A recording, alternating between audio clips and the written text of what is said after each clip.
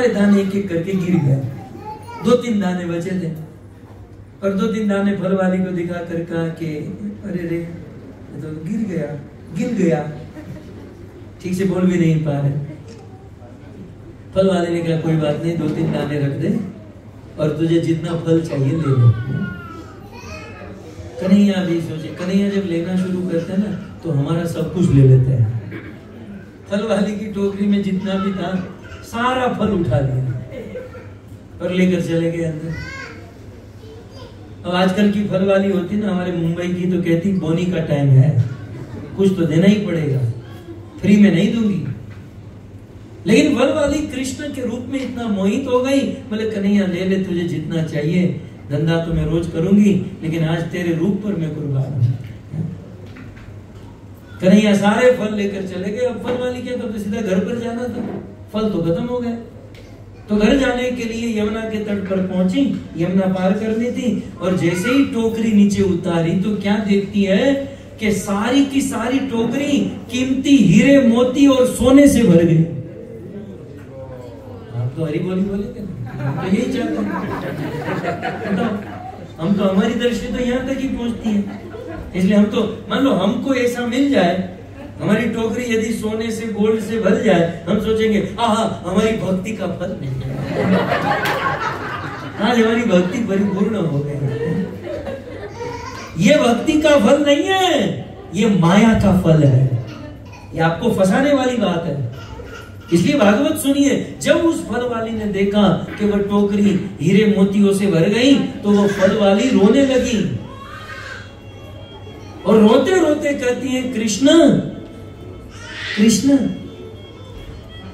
ये पैसे देकर, संपत्ति देकर आपने मुझे ठुकरा दिया।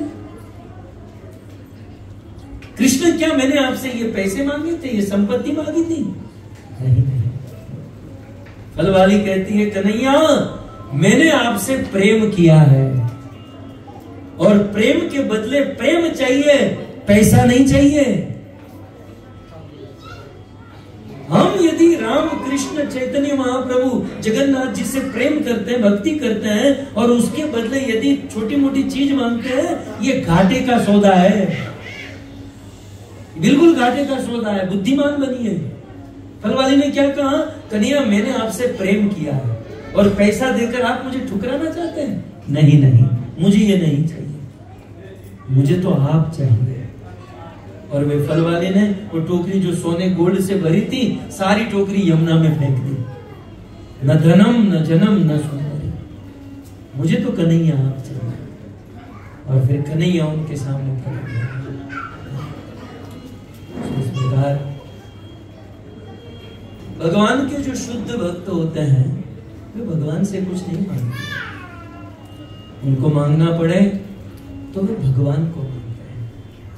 इसलिए हम भी धीरे धीरे ऐसी स्थिति को प्राप्त करें जहां भगवान से कुछ मांगना न पड़े, जहां हम भगवान को मांगे।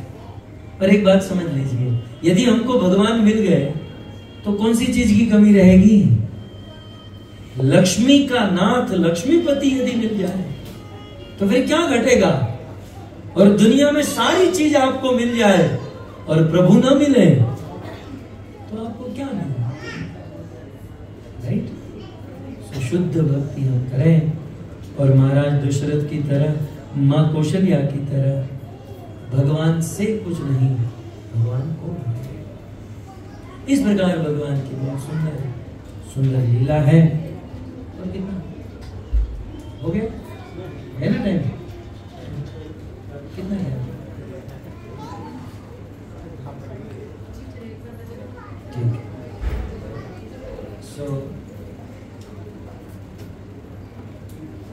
भगवान रामचंद्र की ये सुंदर लीला, धीरे धीरे भगवान रामचंद्र बड़े होते हैं।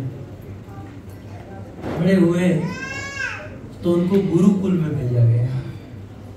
राम जी, लक्ष्मण, भरत और शत्रुघ्न गुरुकुल में। अब बताइए भगवान को गुरुकुल में जाने की जरूरत है?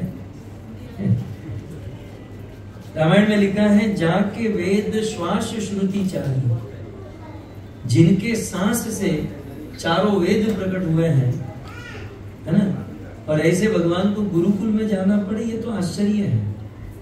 लेकिन फिर भी भगवान गुरुकुल में, उसे जाने की जरूरत नहीं है, लेकिन फिर भी भगवान गुरुकुल में जाते हैं। क्यों? हम जैसों को शिक्षा देने के लिए। मनुष्य जीवन मिला है तो हम सबको गुरु करने चाहिए। बिना गुरु के ज्ञान नहीं होता, बिना गुरु के भगवान नहीं मिलते। हम सबको किसी योग्य गुरु, सदगुरु का आश्रय ग्रहण करना चाहिए। भगवान रामचंद्र स्वयं अपने आचरण से हम सबको सिखाते हैं। कुछ दिन गुरुकुल में रहे, गुरुकुल से विद्या प्राप्त करके आए, और जब गुरुकुल से विद्या प्राप्त किए, राम जी में विनम्रता बढ़ गई।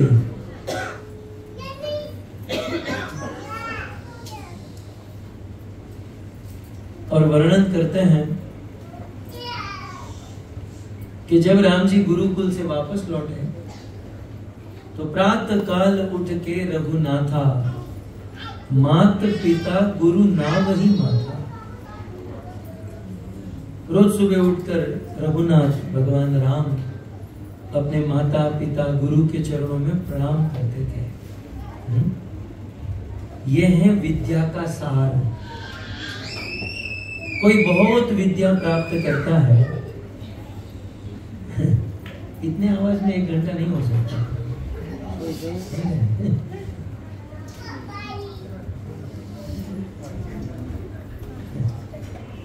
मैं तो पूरी रात कर सकता हूँ कथा, मैं 6-6 घंटा कथा करता हूँ। राइट? बच्चे को बाहर लेके जाइए प्लीज। हरे कृष्णा कृष्णा कृष्णा हरे राम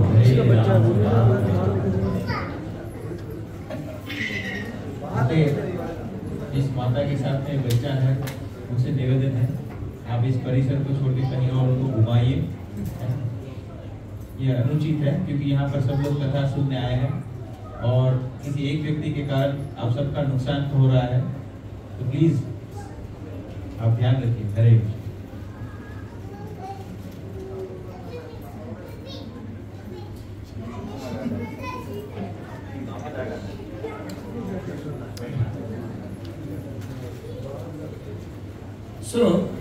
रामायण में ऐसा वर्णन है कि भगवान राम जब विद्या प्राप्त करके घर पर आए तो उनकी विनम्रता बढ़ गई। विद्या का सार है विनम्रता। जाते जाते भी चिल्लाते जा रहे हैं, मुझे निकाला। बड़ा होने तो किसी को नहीं छोड़ना। हाँ गोविंद, देख लूंगा इसे, देख लूंगा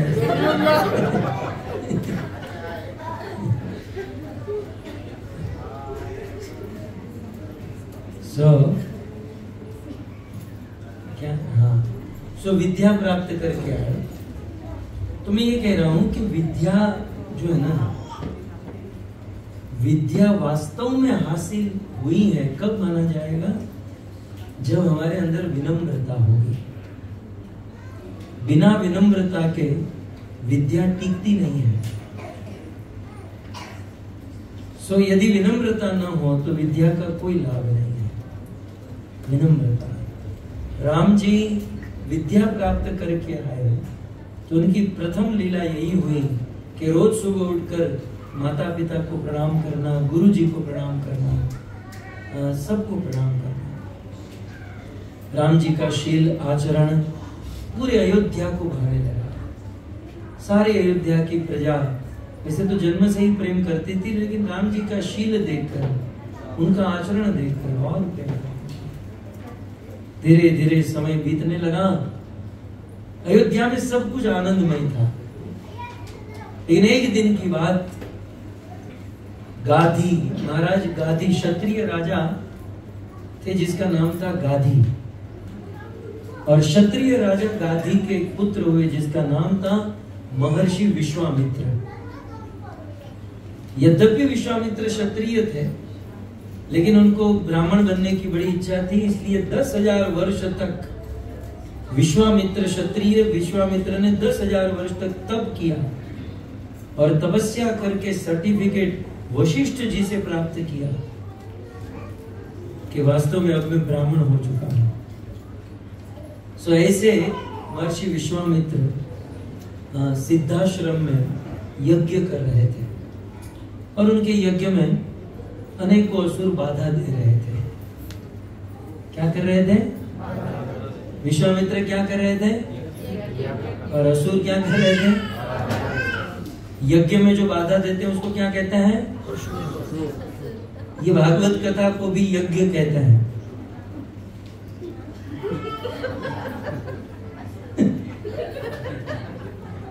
आप लोग बहुत ज्यादा सोचते हैं। ये भागवत कथा भी, और उसमें जो बाधा देते हैं वो क्या है?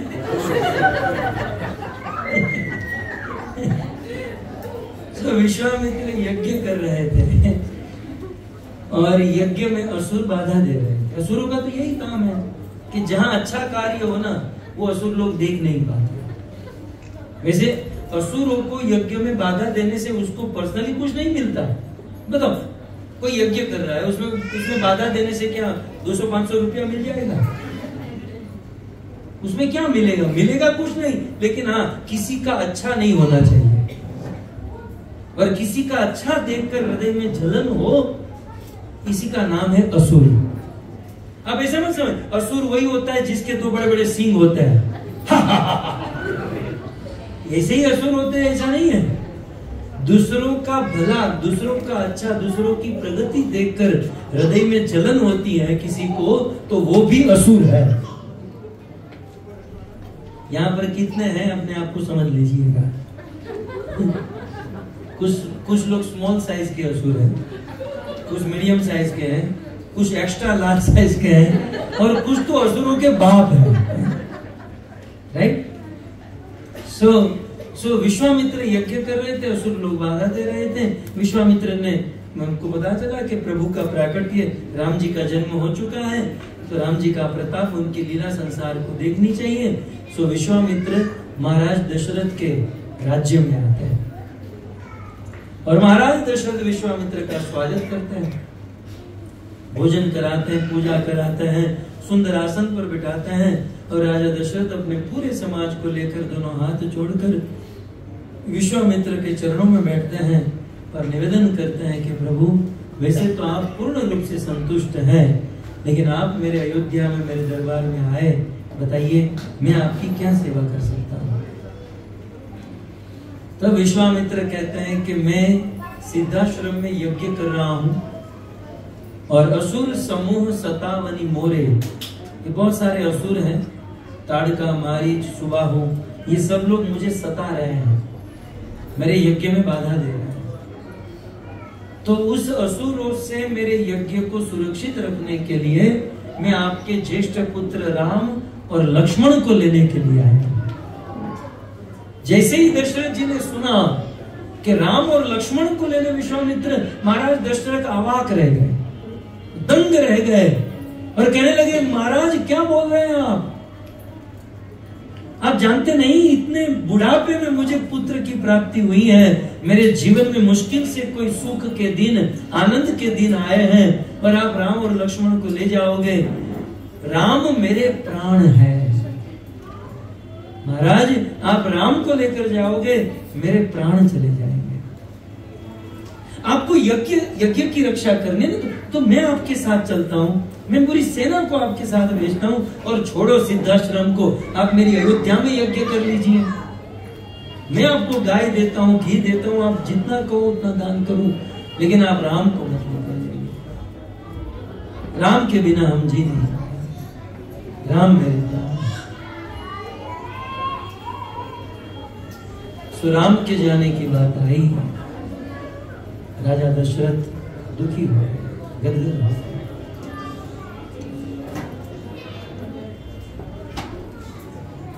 जब महाराज दशरथ इस प्रकार से दुखी हुए, तब बगल में उनके गुरु बैठे थे। दशरथ जी के गुरु कौन? वशिष्ठ ऋषि। वशिष्ठ ऋषि दशरथ जी को कहते हैं कि महाराज, आपके द्वार पर कोई ब्राह्मण आया है और वे ब्राह्मण आपसे कुछ मांग रहा है, और आप इस प्रकार से दुखी होकर उसे मना कर रहे हो। आज तक रघुकुल में कोई ब्राह्मण खाली हाथ वापस नहीं गया। और याद करो महाराज, आपके ये चारों संतान राम लक्ष्मण भरत शत्रुघ्न किसकी कृपा से प्रकट हुए हैं? अग्नि देवता यज्ञ की कृपा से आपके पुत्र प्रकट हुए हैं। राइट, आपके पुत्र अग्नि देवता यज्ञ का प्रसाद है। और आज उसी यज्ञ के रक्षा की बात आ रही है। आज वही यज्ञ खतरे में पड़ा है। जिस यज्ञ से आपके पुत्र जन्म हुए हैं वो यज्ञ आज खतरे में है। आपको अपने पुत्र को भेजना ही चाहिए।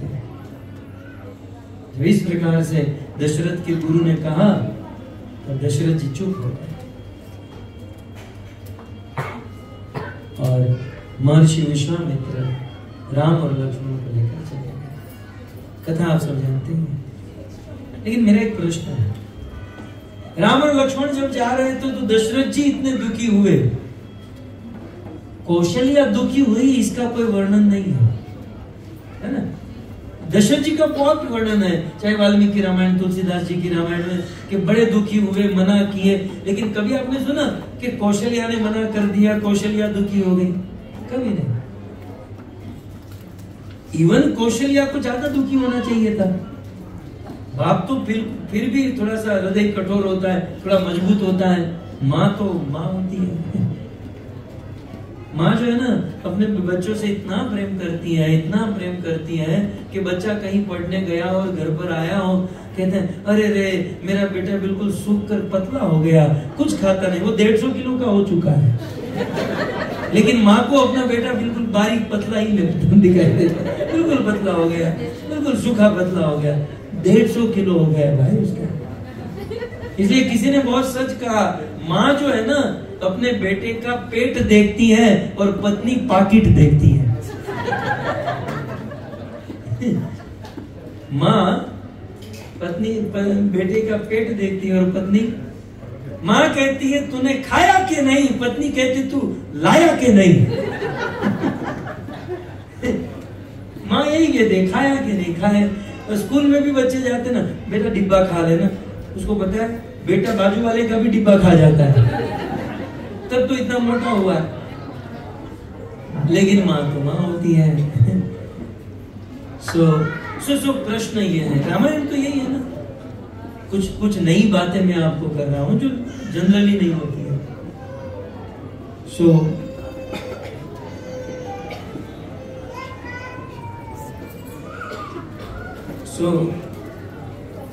राम जी के मांगने पर दशरथ जी दुखी हुए, कौशल्या दुखी नहीं हुई।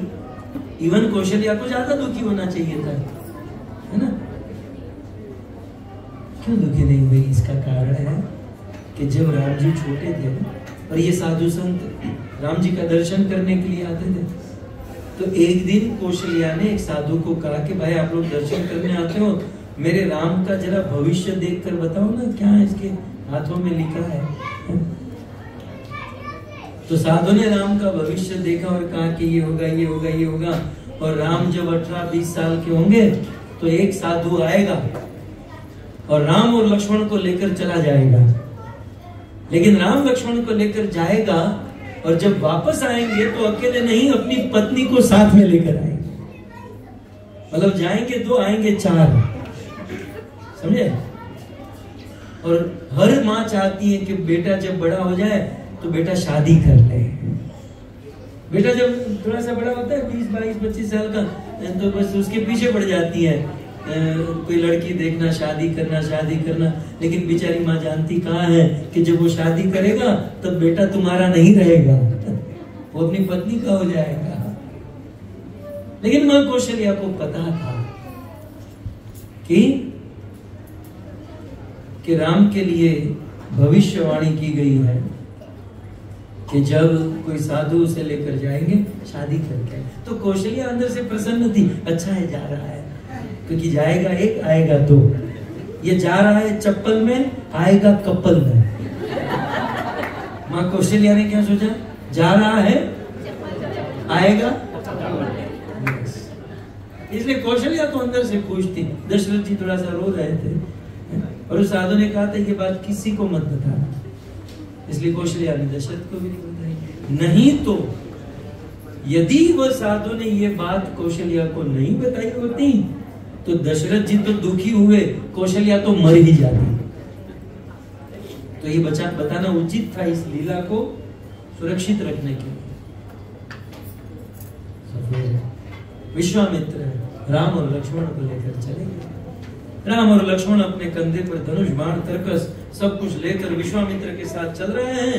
लेकिन चलते चलते क्या हुआ, राम और लक्ष्मण मार्ग में खेल रहे हैं। किसी खरगोश को देखा तो दौड़कर खरगोश को उठा लेते हैं। ये दोनों हिरण के पीछे पीछे दौड़ते हैं। विश्वामित्र को लगा कि मुझे रॉन्ग नंबर तो नहीं लग गया, ये दोनों इतने चंचल लड़के और ये भगवान कैसे हो सकते हैं। कुछ देर के लिए विश्वामित्र को भी डाउट हो गया। लेकिन जब सिद्धाश्रम में पहुंचे, यज्ञ स्थली देखी और राम और लक्ष्मण ने कहा कि महाराज एक दिन की भी देरी मत करो, आप यज्ञ शुरू करो, हम देखते हैं कौन यहाँ पर विघ्न देगा। एक और राम और एक और लक्ष्मण खड़े रहे और विश्वामित्र ने यज्ञ शुरू किया। और सबसे पहले ताड़का आई और भगवान श्री रामचंद्र ने पावकास्त्र उठाया और सबसे पहले राम ने ताड़का का वध किया। कृष्ण अवतार में कृष्ण ने सबसे पहले किसको मारा? पूतना को। और राम अवतार में राम ने सबसे पहले किसको मारा? दोनों भगवान ने ओपनिंग स्त्री से किया। हालांकि स्त्री को मारना कोई वीरता नहीं है, लेकिन चाहे कृष्ण हो या राम हो, कृष्ण ने पूतना को मारा, राम ने ताड़का को मारा। मतलब भगवान ये समझाते हैं कि असुरों को प्रकट करने वाली जो शक्ति है पहले उसे नष्ट कर देना चाहिए ताकि प्रोडक्शन खत्म हो जाए। सो ताड़का को मारा, सुबाहु को मारा। और जब मारीच सामने आया तो राम जी ने सोचा कि ये आगे काम आएगा, ये बंदा आगे काम आएगा। राम जी ने अपना बाण तो तरकस से निकाला, लेकिन आगे का जो तीर होता है ना उसको तोड़ दिया।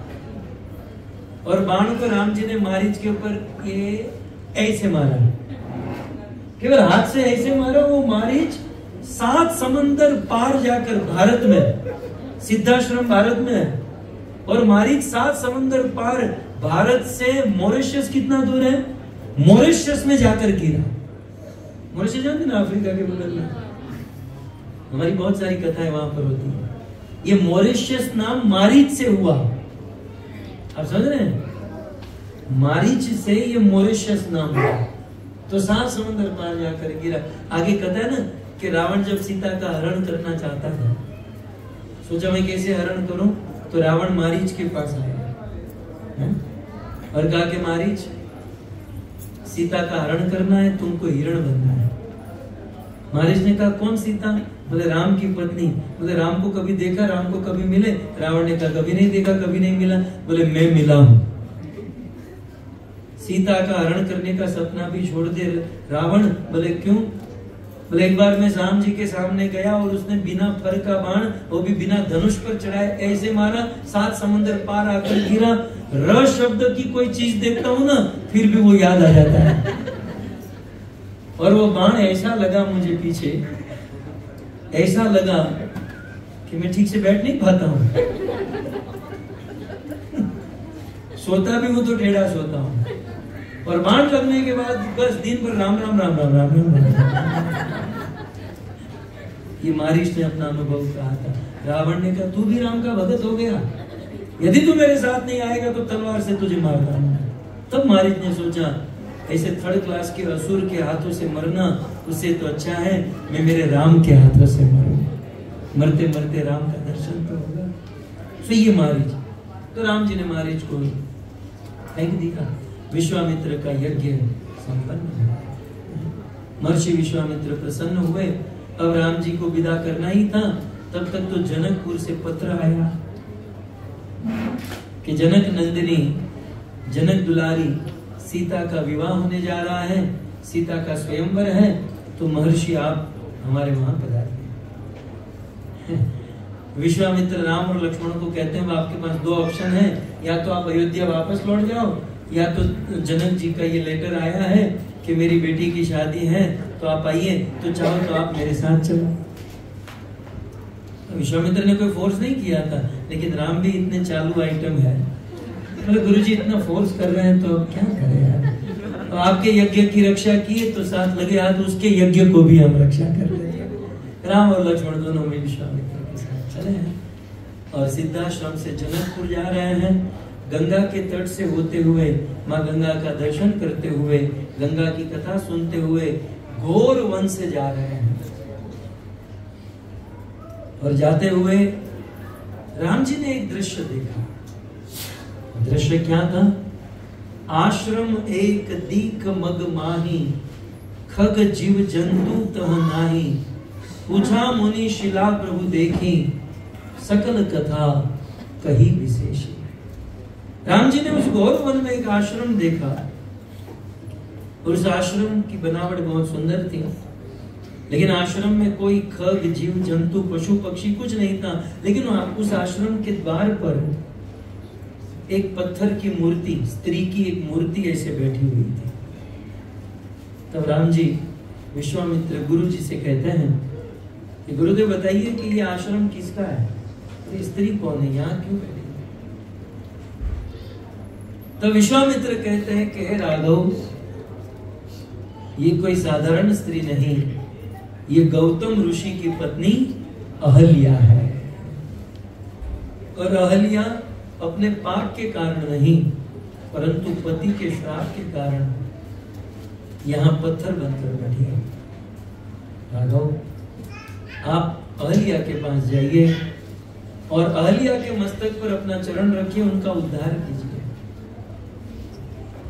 लेकिन अहल्या वहां रास्ते में क्यों बैठी है? जब गौतम ऋषि ने श्राप दिया, अहल्या की गलती नहीं थी, गलती इंद्र की थी, लेकिन गौतम ऋषि ने अहल्या को श्राप दे दिया। जब श्राप दिया तो अहल्या पत्थर बनकर उस घर के द्वार के पास बैठ गई। किसी ने कहा अहल्या घर के द्वार के पास क्यों बैठी है, अंदर बैठ जा। तो अहल्या ने एक दो बात बहुत सुंदर कही। बोले मेरे से पाप तो हुआ है, यद्यपि नहीं हुआ था, लेकिन श्राप मिला तो बोले पाप तो हुआ है, और मेरे से जो पाप हुआ है, मेरे से जो गलती हुई है, उस गलती को मैं छुपाऊंगी नहीं। अब गलत हुआ है सो हुआ है, उसे छुपाने से क्या लाभ। एक बात सदैव याद रखे, जाने हम आदमी हैं यार, गलती हो सकती है, बड़े बड़े देवताओं से गलती होती है, तो मनुष्य से क्यों नहीं होगी। और यदि हमसे गलती ना हो तो आप अपना चेकअप कराइए, आप आदमी नहीं, आप भगवान हैं। कोई ऐसा कहते ना मैं गलती कर ही नहीं सकता, उसे कहना चाहिए आप चेकअप करा लीजिए। हाँ, आप प्लीज अपना चेकअप कराइए, क्योंकि आप मनुष्य ही नहीं, आप तो भगवान है। क्योंकि गलती नहीं करने वाला तो भगवान होता है, आदमी थोड़ी होता है। आदमी तो गलती करता है। सो गलती सबसे होती है, लेकिन हाँ, गलती को छुपाना नहीं चाहिए। गलती भगवान के सामने, गुरु के सामने अपनी गलती को प्रस्तुत कर देना चाहिए। मैं अक्सर कहता हूं, आप यदि डॉक्टर के पास कुछ छुपाओगे ना तो रोग से कभी मुक्त नहीं हो पाओगे। आप लॉयर के पास, वकील के पास यदि कुछ छुपाओगे, उस केस से आप कभी मुक्त नहीं हो पाओगे। आप सीए से, अपने सीपीए से, सीए से, अकाउंटेंट से यदि कुछ छुपाओगे तो अपना टैक्स क्लियर नहीं कर पाओगे। और आप गुरु से कुछ छुपाओगे तो अपने पाप से मुक्त नहीं हो पाओगे, है ना। सो अहल्या ने कहा कि वो छुपाना नहीं चाहती जो बात की। तब किसी ने कहा कि अहल्या, लेकिन तू मार्ग में क्यों बैठी है? यहां लोग तुझे देखेंगे, तुझे गाली देंगे, तेरी निंदा करेंगे, तेरा उपवास करेंगे, लोग तुझे ठोकर मारेंगे। अहल्या, तुझे ठोकर मारेंगे। तब उस अहल्या ने इतना ही कहा कि कोई बात नहीं, दुनिया वालों की ठोकर लगते लगते एक दिन मेरे राम की ठोकर लगेगी तो मेरा उद्धार हो जाएगा। संसार तो बना ही है ठोकर देने के लिए। आप 1000 अच्छे काम करो और गलती से एक काम यदि बुरा हो गया तो 1000 अच्छे काम किए हैं, लोग ये नहीं देखेंगे, एक बुरे काम को लेकर बैठ जाएंगे। संसार तो ठोकर देने के लिए बना है। ये समाज, ये दुनिया कैसे जानते हैं? आप सीधे आंख रखकर चलोगे ना, दुनिया वाले कहेंगे ये कैसा आदमी है, बहन बेटियों के ऊपर कैसी दृष्टि डालता है। आप अपनी आंखों को नीचे रखकर चलोगे तो समाज वाले कहेंगे कुछ गड़बड़ किया है इसकी आंख कभी नीचे हो ही नहीं सकती। ये सुनकर आप अपनी आंख को ऊपर रखकर चलो तो वो समाज वाले कहेंगे कितना अभिमान है इसके अंदर, कितना अभिमान है, आंख नीचे करता ही नहीं है। भाई ऊपर रखो तो प्रॉब्लम, आंख नीचे रखो तो प्रॉब्लम, आंख सीधी रखो तो प्रॉब्लम। ये सुनकर अपनी आंख को फोड़ दो तो समाज वाले कहेंगे देखा अपने कर्म का फल भोगत रहा है, अपने ही कर्म का फल भोगत रहा है। क्या करेंगे समाज का, है? क्या करेंगे समाज? किसी कवि ने बहुत सुंदर कहा, जिस दिन ये समाज आपको हाथी के ऊपर बिठाए, आपकी प्रशंसा करे, आपकी वाहवाही करे, समाज आपको हाथी के ऊपर बिठाए, समझ लेना पीछे पीछे गधा आ रहा है। आज हाथी पर बिठाएगा, कल गधे पर बिठाएगा। ये समाज है। तो अहल्या ने कहा कि समाज तो बनाई है ठोकर देने के लिए, लेकिन दुनिया वालों की ठोकर लगते लगते एक दिन मेरे राम की ठोकर लग गई ना तो मेरा उद्धार हो जाएगा। और यही हुआ। राम जी आए, गुरु ने कहा विश्वामित्र ने कि राघव जाओ और अपने चरण इसके मस्तक पर रखो। मेरी दृष्टि से मुझे लगता है, दुनिया वाले तो कहते हैं राम जी फिर गए और अपने चरण अहल्या के माथे पर रखे। कथा आप ऐसे ही सुनते ना, अरे राम मर्यादा पुरुषोत्तम है, किसी नारी पर अपना चरण रख ही नहीं सकते। राम ने कभी अपना चरण अहल्या के माथे को स्पर्श नहीं किया। राम जी ने केवल अपना चरण ऊपर किया, पवन देवता हवा आई और राम के चरण की रज अहल्या के मस्तक पर लगी और पत्थर से वह नारी बनकर प्रकट। पर सदपद पावन शोक नसावन प्रकट भई तब कुंज सही देखत रघुनायक जन सुखदायक मुख नहीं आवत वचन कभी। प्रकाश पुंज प्रकट हुआ और सुंदर सी महिला प्रकट हो गई। सुंदर बनना है ना तो ज्यादा ब्यूटी पार्लर में जाने की जरूरत नहीं है। कुछ लोग इतना मेकअप करते हैं घर जाकर 1 इंच निकल जाता है। ये आजकल आईफोन में फेस लॉक होता है ना, मेकअप उतारने के बाद आईफोन कंफ्यूज हो जाता है, तू ही थी कि और कोई थी, लॉक नहीं खुलता है। आईफोन को लगता है कि ये कोई और आई है। और कुछ जगह पर तो मेकअप रोता है कि इसके चेहरे पर मैं कहां हूं। आप लोग तो बहुत अच्छे लग रहे हैं, लेकिन कुछ लोग मेकअप करते हैं तो लगता है ये द्वापर युग की पूतना यहाँ कैसे। एक भागवत में जो पूतना के बारे में सुना था, आज ये देवी साक्षात यहाँ। एक आदमी बहुत दारू पिया, बहुत दारू पिया। और दारू तो आप लोग पीते नहीं है, आपको तो कुछ पता नहीं होगा। तो आपको पता नहीं होगा, दारू जब कोई ज्यादा पी लेता है ना तो चढ़ जाती है, और जब चढ़ जाती है तो अनाप शनाप बोलता है, कुछ भी करता है। एक आदमी ने बहुत दारू पी ली, दारू चढ़ गई, नशे में कहता है यदि किसी में हिम्मत है तो मेरे से युद्ध करो, मेरे से फाइट करो। 2-5 बैठे थे, हमसे क्या फाइट करता है, तेरे में यदि हिम्मत है तो शमशान में रात को 12 बजे शमशान में बैठकर दिखा। बोले डरता हूं क्या मैं, वो तो पी चुका था, उसको तो क्या था, वो तो नशे में था। हम कोई डरते नहीं है, रात को 12 बजे शमशान में जाकर बैठ गए। और ऐसे सुना है ना, देखा तो नहीं है कि शमशान में रात को भूत होता है, चुड़ैल आती है, एक चुड़ैल सफेद साड़ी, बाल खुले हुए। जिसके बाल खुले होते हैं वो कौन होती है? मैं नहीं कह रहा हूं, आप लोग कह रहे हैं। ऐसे फिल्मों में ऐसा ही दिखाते ना, सफेद साड़ी, पता नहीं चुड़ैल कौन क्यों सफेद साड़ी पहनती है, लेकिन सफेद साड़ी, बाल बिखरे हुए, बाल खुले हुए, ये तो दारू पीकर बैठा था और चुड़ैल आजू बाजू में घूम रही है। चुड़ैल कभी यहाँ से ऐसा करे, कभी यहाँ से, कभी आगे से, पीछे से। 3 घंटा बीत गया और चुड़ैल 3 घंटे के बाद दंडवत प्रणाम करती है और दंडवत कर कर कहती है कि मेरे नाम से पूरी दुनिया कांपती है।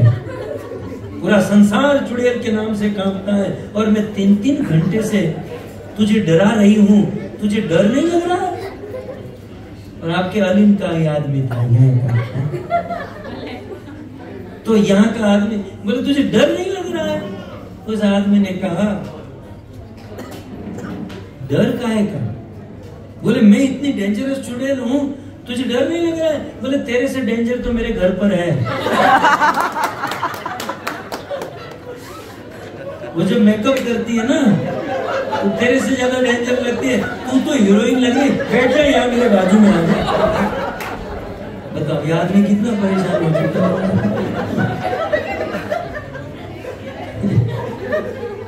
सो रामायण में लिखा है कि अहल्या पर सदपद पावन शोक नसावन प्रकट वही तब कुंज सही, परम सुंदर हो गई अहल्या।